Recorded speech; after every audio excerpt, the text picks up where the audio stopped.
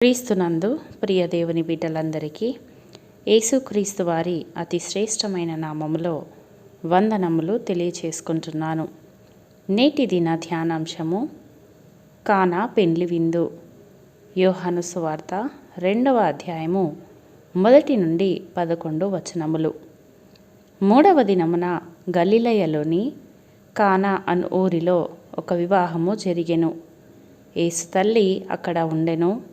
యేసును అతని శిష్యులను ఆ వివాహమునకు పిలువబడిరి. ద్రాక్షారసము అయిపోయినప్పుడు యేసు తల్లి వారికి ద్రాక్షారసము లేదని ఆయనతో చెప్పగా, యేసు ఆమెతో, అమ్మా, నాతో నీకేమి పని? నా సమయం ఇంకనూ రాలేదు అనెను. ఆయన తల్లి పరిచారకులను చూచి, ఆయన మీతో చెప్పునది చేయుడి అనెను. అక్కడ 6 రాతి బానలు ఉంచబడి ఉండెను. యేసు ఆ బానలు నీళ్లతో నింపుమని చెప్పగా, పరిచారకులు వాటిని అంచుల మట్టుకు నింపిరి. విందు ప్రధాని యొద్దకు ఆ ద్రాక్షారసము తీసుకొని పోగా, ద్రాక్షారసము అయిన ఆ నీళ్లు రుచి చూచినప్పుడు ఆ విందు ప్రధాని పెండ్లి కుమారుని పిలిచి, ప్రతివాడును మొదట మంచి ద్రాక్షారసమును పోసి జనులు మత్తుగా ఉన్నప్పుడు జబ్బు రసము పోయిను.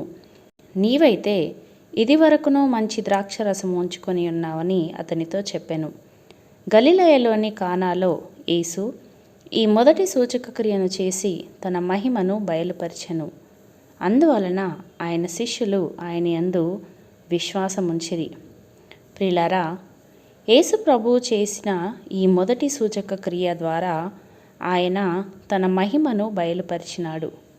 యేసు ప్రభువు నీళ్లను ద్రాక్షరసముగా మార్చడము ద్వారా ఆ విందులోని లోటును తీసివేసి, ఇబ్బందిని, అవమానమును పోగొట్టి మొదటి ద్రాక్షరసము కంటే మంచి ద్రాక్షరసాన్ని వారికి అనుగ్రహించాడు.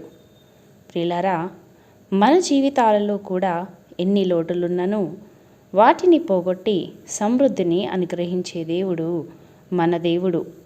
సింహపు పిల్లలు లేమిగలవై ఆకలిగొనును, యెహోవాను ఆశ్రయించు వారికి ఏ మేలును కొదువై ఉండదు.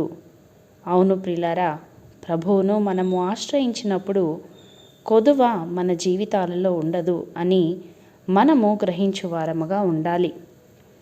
ఆ వివాహంలో వారు ప్రభువును ఆహ్వానించినారు. ప్రభువు నీళ్లను ద్రాక్షరసముగా మార్చినాడు. అటువలే మనము కూడా మన జీవితాలలోనికి ప్రభువును ఆహ్వానిస్తే నీళ్ల వంటి రుచి లేని మన జీవితాలను మధురమైన ద్రాక్షరసముగా ఆయన మారుస్తాడు. మరి నీ జీవితంలోనికి ప్రభువును నీవు ఆహ్వానించినావా? నీ జీవితంలో ప్రభువుని కలిగి ఉన్నావా? నీ జీవితము మధురమైన ద్రాక్షరసం వలె మార్పు చెందినదా? ఒకమారు నిన్ను నీవు పరిశీలించుకో. మన జీవితాలలో ప్రభువుకు ప్రత్యేక స్థానము ఇవ్వాలి. ప్రభువు చేసిన ఈ మొదటి సూచక క్రియను చూచి శిష్యులు ఆయన యందు విశ్వాసముంచినారు. ఆయన అద్భుతాలను గూర్చి వింటూ ఆయన మహిమను గ్రహించిన మనము ఆయన యందు ఎంత మట్టుకు విశ్వాసముంచుచున్నాము? ఒకవేళ అట్టి విశ్వాసము నీ జీవితంలో లేకపోతే ఇప్పుడే ఆయన యందు విశ్వాసముంచి ఆయనకు లోబడడము ద్వారా మధురమైన మేలులను నీ జీవితంలో పొందుకుంటావు. అట్టి కృప దేవుడు మనకందరికీ దయచేయునుగాక. ఆమేన్. ప్రార్థించుకుందాము. పరిశుద్ధుడా, ప్రేమమయుడా, మా పరలోకపు రాజా, మీ పరిశుద్ధమైన నామమునకు వందనములు తండ్రి.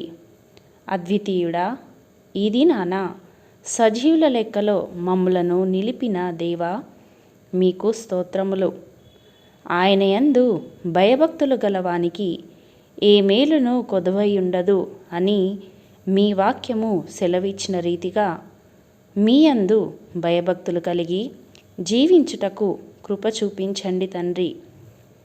వాక్యపు వెలుగులో మమ్ములను మేము సరిచేసుకొని మిమ్ములను మా జీవితంలోనికి ఆహ్వానించి మా పాపపు జీవితాలను పరిశుద్ధముగా, చీకటి బ్రతుకులను వెలుగుమయముగా మార్చుకొనుటకు మీ సహాయము చేత కృపచేత మమ్ములను నింపుమని యేసయ్య పరిశుద్ధ నామములో ప్రార్థించి అతి వినయంతో బ్రతిమిలాడి వేడుకొనుచున్నాము పరమ తండ్రి.